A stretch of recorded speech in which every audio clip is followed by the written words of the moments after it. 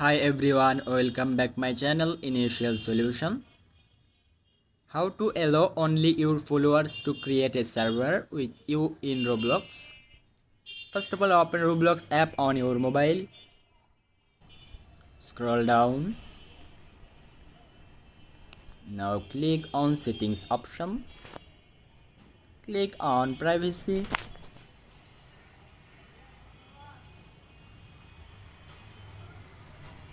Scroll down.